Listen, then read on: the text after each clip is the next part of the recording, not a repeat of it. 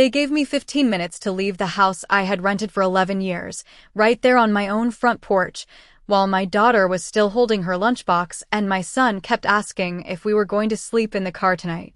The property manager did not raise his voice. He did not need to. His words were calm, practiced, the kind that come from doing this too many times to too many people. "You have been served," he said. "We are changing the locks today." I nodded like I understood, like this was just another bill I had forgotten to pay, like this was normal. My daughter looked up at me, her eyes searching for something steady, something that said everything was going to be fine. I placed my hand gently on her shoulder, and with my other hand I touched the inside pocket of my coat, feeling the folded paper I had not looked at in years. I did not argue. I did not beg. That surprised them more than anything. Most people cry, most people panic, most people try to negotiate right there on the steps while the neighbors pretend not to watch from behind their curtains.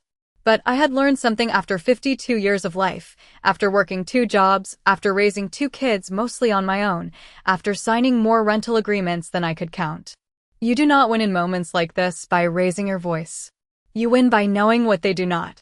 The morning had started like any other. I woke up at 5:30, made coffee in a machine that sputtered louder every week, packed my daughter a peanut butter sandwich and my son a turkey wrap, checked my bank account while the toast burned slightly at the edges. $94. Rent was already late. Again.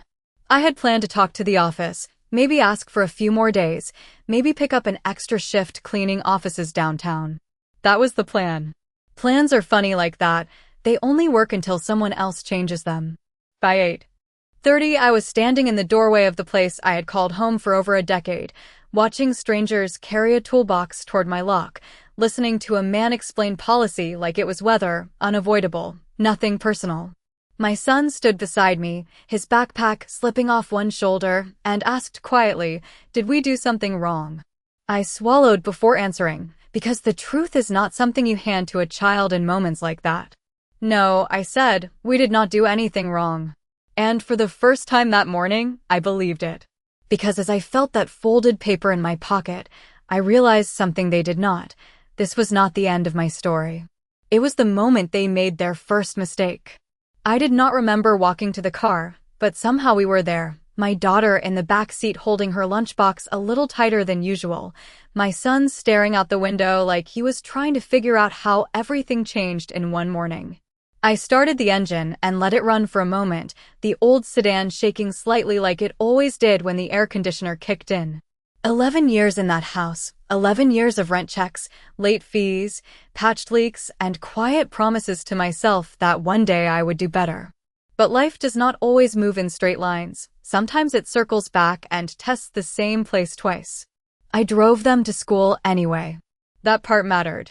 Routine matters when everything else feels uncertain. I walked my daughter to the gate, knelt down, and smoothed her hair the way I had done since kindergarten. She looked at me like she wanted answers I could not fully explain yet. "Are we coming back home today?" she asked. I smiled, not because I felt calm, but because she needed me to be. "We are going to be okay," I said, and this time I meant something deeper than comfort. After I dropped them off, I sat in the parking lot longer than I should have. People came and went, other parents rushing to work, checking their phones, living normal mornings. Mine had split into before and after. I reached into my coat pocket again and unfolded the paper carefully, the edges worn from years of being moved from drawer to box to coat. I had not thought about it in a long time. Not since Mr. Whitaker had handed it to me at the kitchen table, back when the house still felt like something steady. He had been older, quiet, the kind of landlord who fixed things himself and remembered birthdays without making a big deal about it. I remember him saying, "Denise, if I ever decide to sell this place, I want you to have the first chance."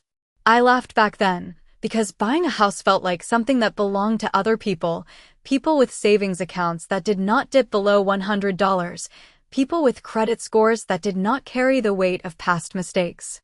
He slid the paper across the table anyway, told me to keep it safe. I folded it once, then again, and put it away like a receipt I might never need. Life moved on, jobs changed, bills stacked, and the idea of owning anything felt further away each year. Until that morning. until strangers stood on my porch telling me to leave something I had built my life around. I looked down at the words again, slower this time, reading each line like it mattered in a way it never had before. Tenant purchase option, written in plain language, simple enough that I wondered how I had ignored it for so long. My hands were steady now. Not because things were easier, but because something had shifted inside me. This was no longer just about finding a place to sleep tonight. This was about understanding what had been overlooked, what had been dismissed, what they assumed someone like me would never notice. I folded the paper again, more carefully this time, and placed it back in my coat pocket. Then I started the car and drove. Somewhere I had not planned to go that morning, not to work, not to the rental office, but to a small legal aid building I had passed 100 times without ever stepping inside. I had passed that building for years without noticing it, a small brick office between a payday loan store and a laundromat, the kind of place people only walk into when they have run out of other options. The sign read Legal Aid in simple blue letters, nothing polished, nothing inviting, just practical. I parked across the street and sat there for a moment, watching people come in and out, each one carrying something invisible, something heavy enough to bring them through that door. I checked the time. I was already late for my shift at the dental clinic, but for the first time in a long time, I felt like being late might not be the worst thing that could happen today. I grabbed my purse, stepped out of the car, and walked inside. The air was cooler than outside, quiet in a way that made every step sound louder. A receptionist looked up and gave me a small nod, not surprised to see me, not asking questions I was not ready to answer. I told her I needed help reviewing a lease document, my voice steady even though my chest felt tight. She handed me a clipboard and asked me to take a seat. I filled out my name, Denise Carter, age 52, occupation receptionist and part-time cleaner, annual income lower than it should be for someone who had worked this long. I did not rush. I wrote each letter carefully, like it mattered. After a few minutes, a woman opened a door and called my name. She looked to be in her early 60s, calm eyes, silver hair pulled back, the kind of presence that made you feel like she had seen situations worse than yours and knew how to handle them. She introduced herself as Marion Brooks and led me into a small office with a desk covered in files. I sat down and placed the folded paper in front of her, smoothing it out with both hands. I have had this for years, I said, but I do not know if it still means anything. She did not answer right away. She adjusted her glasses and began reading slowly, line by line, her eyes moving with focus that made the room feel even quieter. I watched her face more than the paper, looking for any sign that this had been a mistake, that I had misunderstood everything. A minute passed, then another. She leaned back slightly in her chair and read one section again, more carefully this time. Then she looked up at me, not with sympathy, but with something sharper, something that felt closer to clarity. "Where did you get this?" she asked. I told her about Mr. Whitaker, about the kitchen table, about the promise that never felt real enough to act on. She nodded slowly, then tapped the paper with her pen. "This is not just a note," she said. "This is a legally binding addendum." My hands tightened slightly on the edge of the chair. I did not speak. I let her continue. "If the property was sold," she said, "you were supposed to be notified and given the opportunity to purchase before anyone else." Her voice remained calm, but the meaning landed heavier than anything I had heard that day. I shook my head slightly, not in disagreement, but in disbelief. "No one told me anything," I said. She held my gaze for a moment, then nodded once more, slower this time. "That is the problem," she replied. "They did not just miss a step, they ignored your right." The words stayed in the air between us, quiet but undeniable. For the first time since that morning, I felt something shift again, not fear, not relief, but a steady understanding that what had happened on my front porch might not have been final after all. Marion did not rush the next part. She closed the folder in front of her and folded her hands like someone preparing to explain something that could change everything but needed to be understood correctly. She asked me when the property had been sold, and I told her I did not know the exact date, only that a new management company had taken over a few months ago and everything started changing after that. Small things at first, new payment system, new late fees, then notices on doors about renovations and policy updates. She nodded again, writing notes in careful lines across a yellow pad. Then she looked up and said something that made the entire morning feel different. If they completed a sale without notifying you under this agreement, there is a possibility that the transaction itself did not fully comply with the terms attached to the property. I let that settle for a moment. I had spent years thinking of myself as someone reacting to life, paying what I could, adjusting when things got harder, never expecting to have any kind of leverage. But now she was talking about compliance, about obligations that were not mine, about mistakes made by people who assumed I would not know any better. What happens next? I asked. She leaned back slightly and tapped the paper again, not hard, just enough to emphasize that everything now pointed back to those few lines I had ignored for years. First, we verify the sale, she said. We check the public records, the transfer date, the ownership entity, and whether any notice was documented to you as the tenant with a purchase option. Her voice was steady, measured, the kind of tone that builds something step by step instead of jumping ahead. If there was no notice, she continued, then your rights may still be active, which means any eviction action based on the new ownership could be challenged. I felt a slow breath move through my chest, not relief yet, but something closer to clarity. She turned her computer screen slightly so I could see as she searched county property records, typing the address I had known for over a decade. The page loaded with details I had never thought to look up, transaction history, recorded documents, names of entities I did not recognize. She clicked through each line carefully, scanning for dates, for filings, for anything that connected back to me. There, she said quietly, pointing to a line that showed the transfer had been finalized just under 3 months ago. No recorded tenant notice attached. She looked at me again, this time with a small shift in her expression, not surprise, but confirmation. That is important, she said, because if they did not formally notify you, they may have proceeded without clearing your contractual right. I sat there, listening, trying to keep up with the weight of what she was saying. This was no longer just about being asked to leave. This was about whether they had the authority to push me out in the first place. Marian reached for another file and began outlining the next steps, her pen moving steadily across the page. We will need to prepare a response to the eviction, she said, and we will attach this agreement as evidence. We may also request a temporary hold while the matter is reviewed.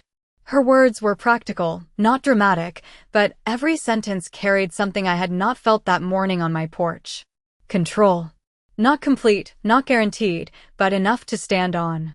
I nodded slowly, taking it in piece by piece, knowing that whatever came next, I was not walking back into that situation the same way I had walked out. I walked out of that office holding more than just a piece of paper. I was holding a direction, something I had not felt in years. Marian handed me a folder with copies of everything we had discussed, neatly organized, each page placed with intention, as if order alone could begin to steady what had been shaken that morning. She told me to keep my phone close, to answer any unknown calls, to document everything, every notice, every message, every interaction with the property manager. I nodded, committing each instruction to memory, not because I fully understood the process yet, but because for the first time I felt like I was not reacting blindly. I stepped back outside into the late morning sun, the air warmer now, the city moving forward like nothing had changed, but for me, everything had shifted quietly beneath the surface. I checked the time again and realized I had already missed half my shift. Normally that would have sent a wave of panic through me, calculating lost hours, missed pay, how it would affect the next bill. But this time the calculation was different.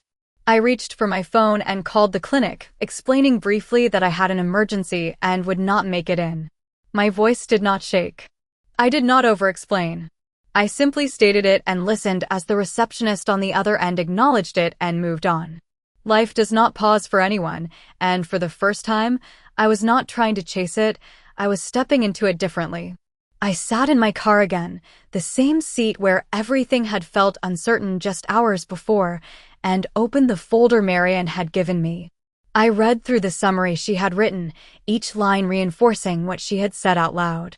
Tenant purchase option, failure to notify, potential challenge to eviction, request for temporary hold. The words felt unfamiliar, but they carried weight, and more importantly, they were not working against me. I looked at my reflection in the rearview mirror, not searching for reassurance, just acknowledging the moment. I had spent years believing that stability came from keeping up, paying what I owed, staying quiet, not causing problems. But that morning had shown me something else, that sometimes stability comes from knowing where you stand, even when everything around you tries to move you out of place. My phone buzzed in my hand, an unknown number flashing on the screen. For a second, I considered letting it go to voicemail, but Marianne's voice echoed in my mind, "Answer everything." I tapped accept and held the phone to my ear. "This is Denise Carter," I said calmly. A brief pause followed, then the familiar voice of the property manager came through, less confident than before, more measured. "Miss Carter, we wanted to follow up regarding the unit and confirm your move-out status." I let a moment pass before responding, not to create tension, but to make sure my words were clear. "I have received legal guidance," I said, "and there are documents related to my tenancy that need to be reviewed before any further action is taken." The silence on the other end stretched slightly longer this time. I could almost hear the shift, not dramatic, not loud, but noticeable. He cleared his throat and responded that they would need to consult their office and get back to me. I agreed, simple and direct, then ended the call. I placed the phone down slowly and let out a breath I did not realize I had been holding. Nothing was resolved yet. Nothing was guaranteed. But something important had already changed. I was no longer the person standing on the porch with no options. I was the person holding the information they had overlooked, and for the first time, that made all the difference. I picked up my children that afternoon like nothing had changed. The school parking lot was full, parents checking their watches, kids laughing, backpacks dragging against the pavement. The world continuing in a way that almost felt unreal compared to the morning I had just lived through. My daughter ran toward the car first, her expression cautious, searching my face for signs of what came next. My son followed slower, quieter, watching everything more carefully than a 12-year-old should have to. I opened the back door and helped them in, making sure their seatbelts were fastened, small routines that grounded all of us in something familiar. "Are we going back home?" my daughter asked again, her voice softer this time. I looked at her in the rearview mirror and paused just long enough to choose my words carefully. "Not yet," I said, "but we are not losing it either." They did not fully understand what that meant, but they heard something in my tone that allowed them to breathe a little easier.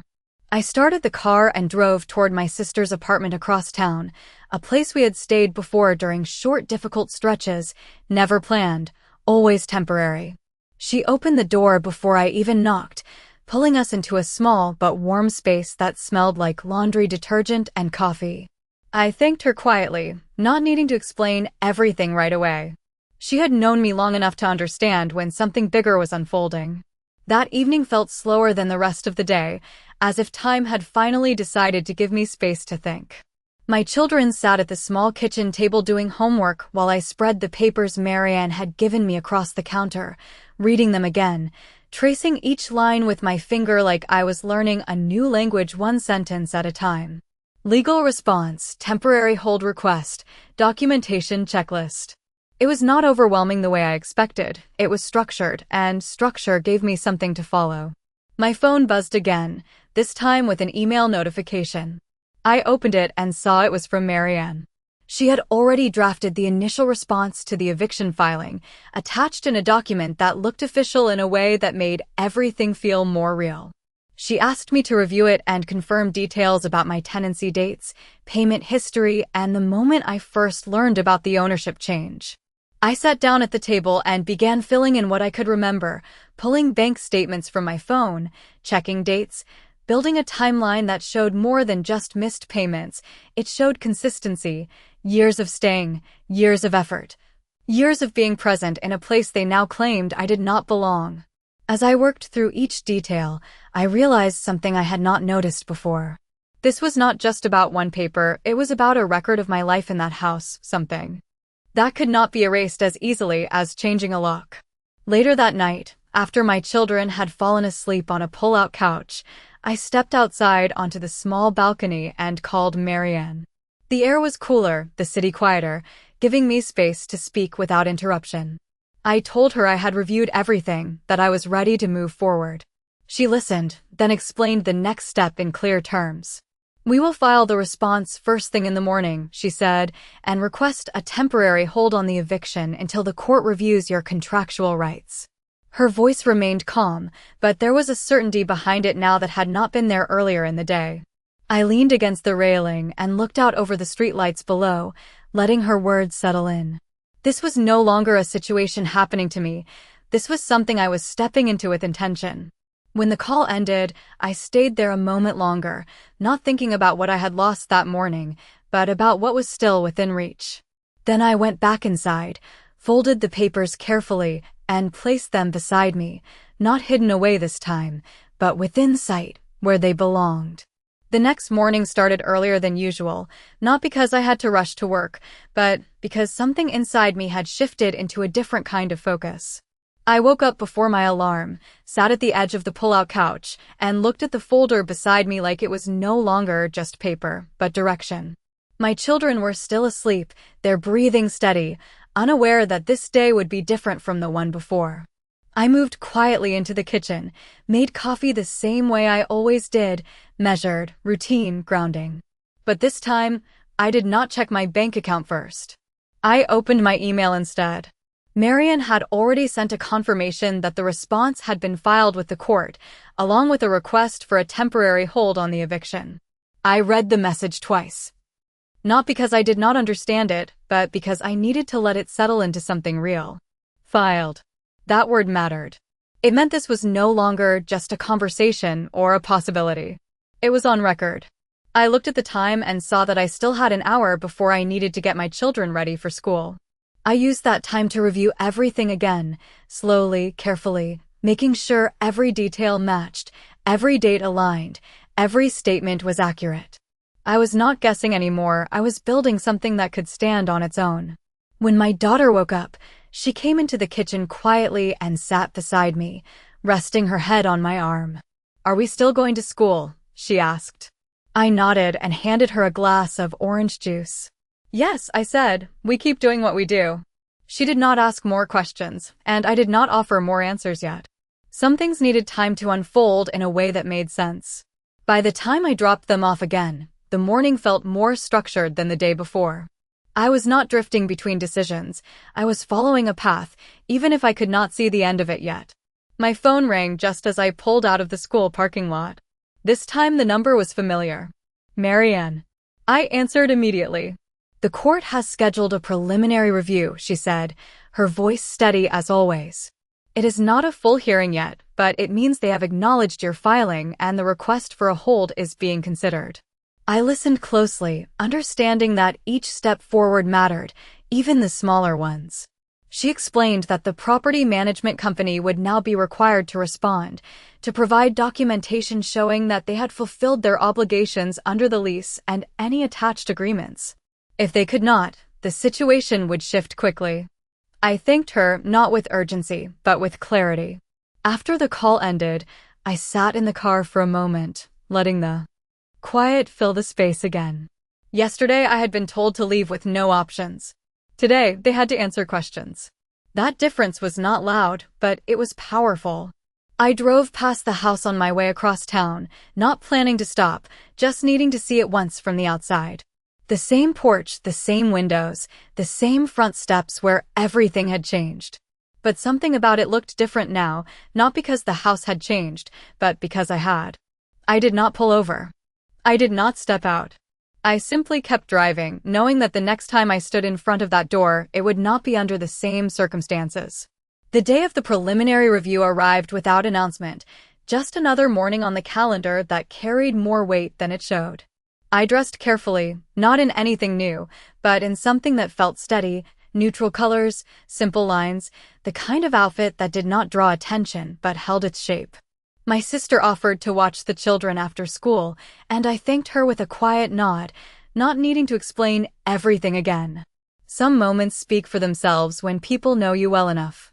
The courthouse stood downtown, larger than I remembered, its steps worn from years of people walking in with questions and walking out with answers they did not always expect. I arrived early, not because I had to, but because I needed time to settle into the space, to understand that this was now part of my story. Inside, the air was cool, the floors polished, the sound of footsteps echoing lightly across the hallway. People sat on benches holding folders, papers, their own versions of something unresolved. I found Marian near the end of the corridor, already prepared, a file in her hand, her expression calm in a way that grounded everything around her. She greeted me with a small smile and asked if I had brought the original document. I nodded and handed it to her, watching as she placed it carefully into the file, aligning it with the rest of the pages. "We do not need to say more than what is necessary today," she said, her voice low, controlled, just enough to guide me into the moment. "This is about presenting the facts clearly." When our case was called, we stepped into a smaller room, not a grand courtroom, but a space designed for decisions that still mattered. The judge sat behind a simple bench, reviewing documents as each case moved forward. When it was our turn, the property manager stood on the opposite side, his posture more rigid than before, his confidence less visible. He spoke first, outlining the eviction, the missed payments, the transfer of ownership, each point delivered as if it were complete on its own. Marian did not interrupt. She waited. When it was her turn, she stepped forward and placed the document on the desk, sliding it forward with a steady motion. She explained the tenant purchase option, the requirement for notification, the absence of any record showing that obligation had been fulfilled. Her words were precise, not emotional, not defensive, just clear. The judge took the document and read it slowly, line by line, the same way Marian had done in her office. The room became quiet in a different way, not tense, but focused, as if everything now depended on what was written there. After a moment, the judge looked up and asked a simple question directed at the property manager. Was the tenant formally notified of her purchase rights prior to the sale?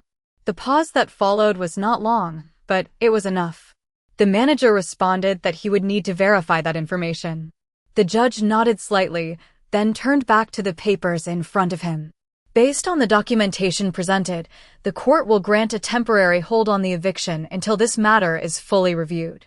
The words landed without noise, but they changed everything in that moment. The finality from the porch, the urgency from the notices, all of it paused with one decision. Marian gave me a brief look, not of celebration, but of acknowledgement. This was not the end, but it was a shift that could not be undone easily. We stepped out of the room the same way we had entered, quiet, composed, but the weight felt different now. For the first time since that morning, I was not standing outside of something being decided for me. I was inside it, part of the process, holding my place with something they had overlooked. The days after the court decision did not feel like victory. They felt like quiet work, steady, deliberate, the kind that does not draw attention but builds something underneath the surface. Marian explained that the temporary hold gave us time, not comfort, and what we did with that time would matter more than anything that had already happened. I returned to my routine, waking early, preparing breakfast for my children at my sister's kitchen table, packing lunches the same way I always had, making sure they left for school with something that felt normal even if everything else had shifted. But in between those familiar moments, I was doing something different. I was preparing. Marian guided me through each step, requesting full documentation from the new property owners, tracking the chain of sale, identifying every point where the required notice had not been delivered. Each detail added weight to what had started as a single overlooked paper. My phone rang more often now, not with uncertainty, but with responses.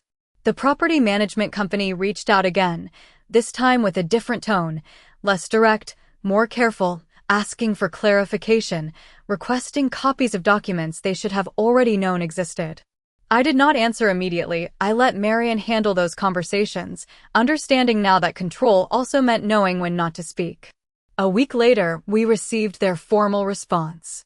They acknowledged the agreement, but claimed it had expired, citing internal timelines that were not clearly supported by the original document. Marian reviewed it with a steady focus, then looked at me and said, "We would proceed." The next hearing was scheduled, this time not just to review the hold, but to examine the validity of the agreement itself. I prepared for that day differently. I gathered every record I had, rent payments, maintenance requests, emails, anything that showed continuity, consistency, presence. Not because I needed to prove I had lived there, but because I needed to show I had remained, even when the structure around me had changed. When we returned to the courthouse, the atmosphere felt more defined, less uncertain than before. The same room, the same bench, but the conversation carried more weight now. The property manager spoke again, presenting their position with more detail, referencing policy, timelines, procedures. Marian listened, then responded with precision, walking through the agreement line by line, connecting it to the timeline of the sale, highlighting the absence of notification, the lack of documentation, the gap between what was required and what had been done. The judge reviewed both sides carefully, asking questions that narrowed the focus, removing anything that did not directly apply. When the moment came, the decision was not delivered with drama, it was stated clearly, almost quietly.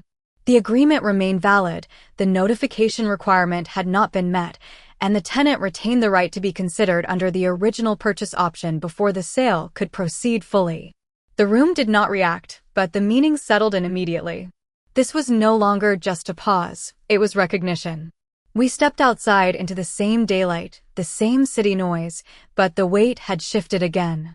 Marian explained the next phase, negotiation, possible restructuring of the sale, options that now included me in a way they had not before. I listened, understanding that the story was not ending here, but changing direction. That night, I sat with my children again, the same small table, the same quiet routine, but when my daughter asked if we were going back home, I looked at her and answered differently. "We are not. Just going back," I said. "We are deciding what happens next."